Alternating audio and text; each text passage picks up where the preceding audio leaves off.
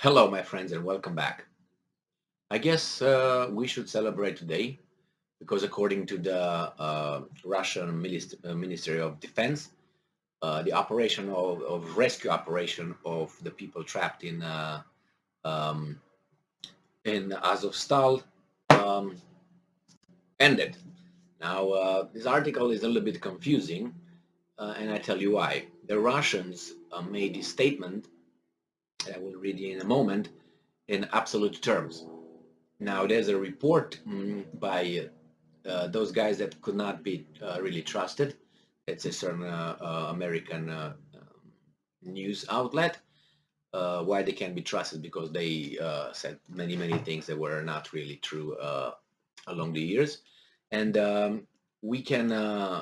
They say that actually, yes, it is. The civilians are, but some more need to be done. Some more has to be completed. So let me read you the article. This comes from Republic World from today, May 8th, 2022, and this is the title. Russia Minister of Defense announces completion of evacuation operation to rescue people from besieged Azovstal. And we have here that Mikhail Mizintsev announced that the humanitarian operation to evacuate citizens from the besieged Azovstal steel plant in Mariupol has ended on Saturday. Boom, that's it. Uh, and then he said that this gentleman, Mizintsev, credited the exceptional efforts from the Russian side, noting that nearly 51 individuals have been saved, including 11 children. Hmm. So then we have here that he thanked the Russian Federation leadership with the active participation of United Nations, the International Committee of the Red Cross officials. The humanitarian operation to evacuate civilians from Azovstal steel and iron works has ended today. He further added that throughout the operation, which commenced on May 5th, they have been able to save 51 civilians, of which 18 were men, 22 were women, and the remaining were children. The children. And then he says here that over 300 citizens have been rescued from Azovstal steel plant, Zelensky. So Zelensky confirms that yes, it's good that these guys were um, evacuated, and now we hear that according to CNN report, which CNN says the completion of the first round of evacuations has prompted a thank you from the Ukrainian president. Now he says here that exactly, I'm great. This is Zelensky. I'm grateful to the teams of the International Committee of Red Cross and the United Nations for helping up carrying out the first phase of Azovstal evacuation mission. More than 300 people were saved, women and children.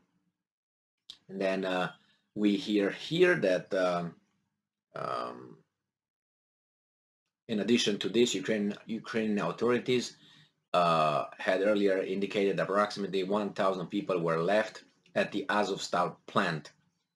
The people, they don't say fighters or civilians, which is seems like we always changing the name of the number of the civilians being trapped over there, and I don't know why they can't leave when they said they need they don't have enough buses, they not provide corridors for evacuation or what. It seems like they still keep, oh, there's more. How many more? The Russians said, come out. You don't come out. When you come, when it's the hunger is too much. So anyway, it says indicated approximately 1,000 people were left in the Azovstal plant where they were hiding and sheltering uh, in the steel plant bunkers, which were besieged by Russians, as per media reports. Now I don't know how many there are over there anymore and who's who, what's what.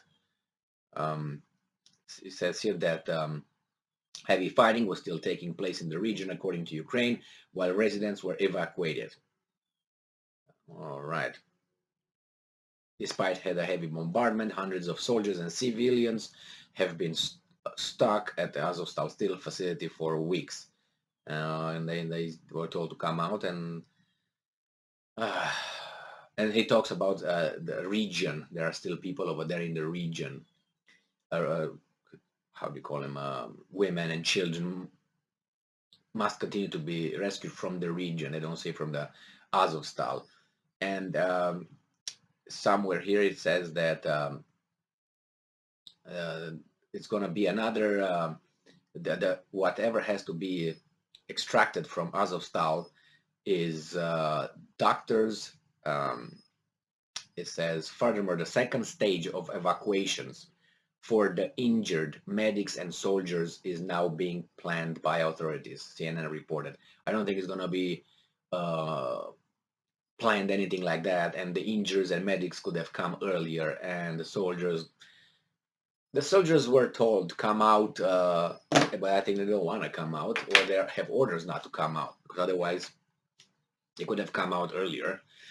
And the same, injured and doctors. Don't you think that you would get the injured first?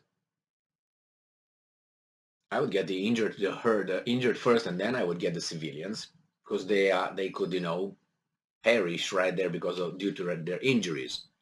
But nevertheless, why are they still there? Probably some certain people are injured that are not supposed to come out, and that's just a discussing about it. I don't have any evidence, but wouldn't it make sense to get the injured first, or in the same time? I don't care. It's just why the injured and the doctors are still there. Okay, the doctors are still there because these guys, the soldiers want to fight. Okay, I got that one. But the injured, probably the people who are injured speak different languages, and dare I say, it's going to be an embarrassment here. Not that everybody cares. Nobody has, my God, it's embarrassment because, but who knows? Why are they not coming out? And besides, the Russians said, come out. Why is this all, you know, it's good that civilians are out. That's great. Excellent. Now, what's the reason you guys stay over there? To fight? Okay, that's good. That's how should I put it? I admire that. It's your decision. You fight for your, for your land, for your culture, for your people, for yourself, for your family. That's very nice. I like that. But uh, it seems like they're not fighting. They're just staying over there not to be killed. But I'm not in their shoes. They know better what's going on over there than me, obviously. And this mass media that gives us, bits and pieces of information, again, can create a whatever story they want to create. Because how are you going to get your news? You're going to get news from what? From the Russian side, from the Ukrainian side. What other side is there? Uh, someone who is in there, someone who is in there can say whatever he or she wants. How do you know that's true? Well, that's the world we live in, so we have to, how do you call it, deal with these kind of situations. It's good. The civilians are out now. See what's gonna happen.